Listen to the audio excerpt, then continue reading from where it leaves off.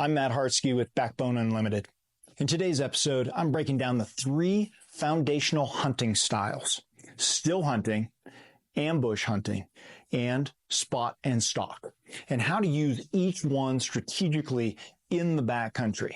These methods might sound basic, but when you understand the why behind them, you're not just hunting, you're managing an entire system. If your season is built on scrappy tags and mountain country, this one's for you. Let's define the 3 styles of hunting.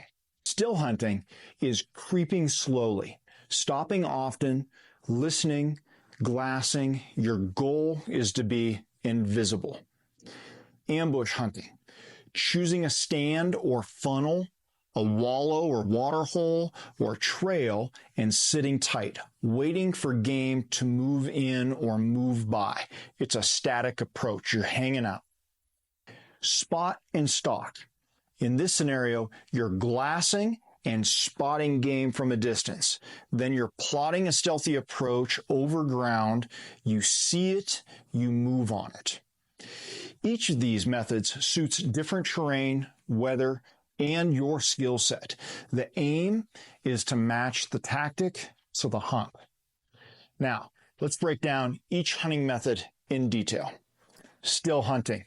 It's definitely one of my favorite methods. You've got to move like a shadow, the hunting ninja, right? Your still hunting demands patience and stealth. Here are the key points for still hunting. Pace is slow. We should say extremely slow. There's 3 times more scanning done than stepping. Take a few steps, look, and listen. You're using terrain and weather. You're trying to move in the shadows, downwind, when ground is damp or, maybe snow has softened. Your footwork matters. You want to fox walk or roll your foot and feel the ground.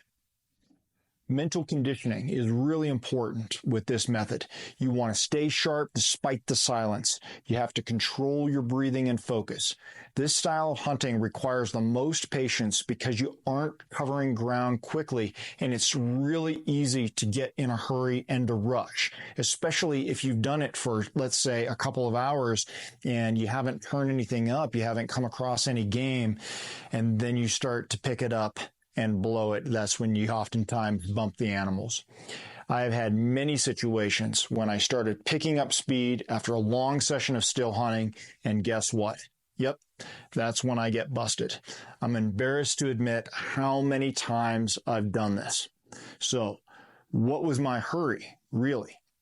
Keep in mind, still hunting shines in timbered ridges or on timbered ridges and in mixed terrain where your visibility is limited. It's stealth over speed. Now, our second method of hunting is ambush hunting. We are really looking at a different tactic here, but patience is still the secret weapon.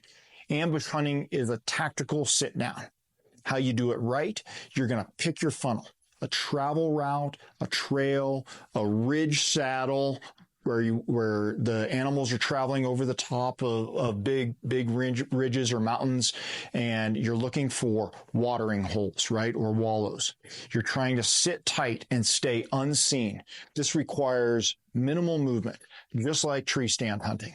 You'll need to blend in, pick an appropriate distance where you can still see and you've got shooting lanes and are still within your effective shooting range, but far enough away to control your wind and scent, setting up downwind and away from where you think the animals are going to come from. You got to grit your teeth with this style. It can be boring. You've got a plan to sit through cold, bugs, and definitely that mental fatigue. Now, ambush works best in thicker timber and on travel corridors or around water. And really, again, it's a patience game.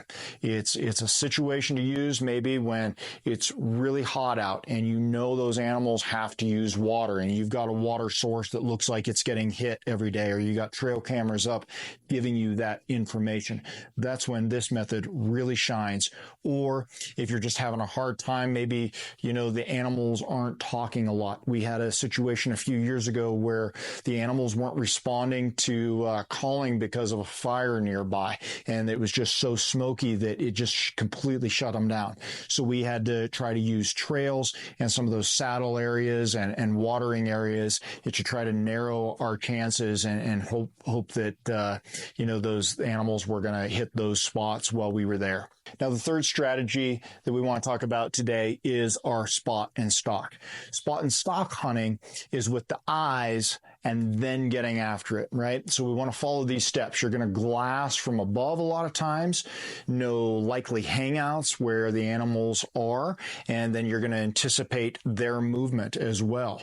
So you want to plan your stalk, map your route with your wind and cover in mind, realize that the terrain can look very different once you are on and in the thick of it. So you try not to only look at where the animal is and recognize that particular landscape right there, but you're also closely looking over your approach and making a mental note of strategic landmarks you want to aim for. You've got to be flexible. Terrain changes, wind shifts, animals may get up and move unpredictably. Spot and stalk hunting is made for big country hunts, open ridges, high elevations, long sight lines. It's dynamic, yet strategic. I love spot and stalk for elk, and this is my most effective method for mule deer as well. It's important to note, all three of these hunting strategies can be used as hybrid tactics as well, a blend of them for success. Top hunters are going to shift between these methods. You still hunt to ambush. You creep a ridge line. If it's super hot and dry, maybe late morning, find a wallow, stop and sit. You can still hunt with spot breaks, right? You can still hunt and then glass a clearing, then resume the slow creep. Make sure that you try to match your style to the terrain, the wind, and your knowledge of the animals in that area. So let's review terrain, situation, and the method. In thick timber, short views, you're still hunting. When you've got trails, funnels, watering areas, ambush. Open ridges, alpine bowls, spot and stalk. Mixed terrain with variable cover, combined still and ambush. Wide open country with far off elk, spot and stalk, then possibly ambush if they're on the move. Get ahead of them, set up, bingo. Some key areas to be mindful of no matter which method you're using. We always have to read the wind, right? You have to control your scent by keeping clothes as clean as possible. You have to master the cover. The terrain features are your friend. Manage pace, fast enough to move, slow enough to stay unseen when you're still hunting. Really, you can't go slow enough. Shift modes, stay fluid between tactics. You don't have to stay in one or the other, all right? Now, as we come down off the mountain here, it's important to remember these aren't just hunting methods, they're mindset. Each demands patience, preparation, and respect for the terrain and animal habits.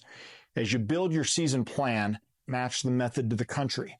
Train for what it will take for all three styles: prowling, sitting, stalking, covering long distances. Be flexible. Adapt when your plan gets interrupted. That's how you hunt smarter with Backbone. Now, if you found value in this, please share it around your hunting camp and subscribe for more mindset training and in-the-field tactics. And if you're ready to rep one-of-a-kind gear for serious hunters, check out backboneunlimited.com. Hunt hard, hunt sneaky, never settle.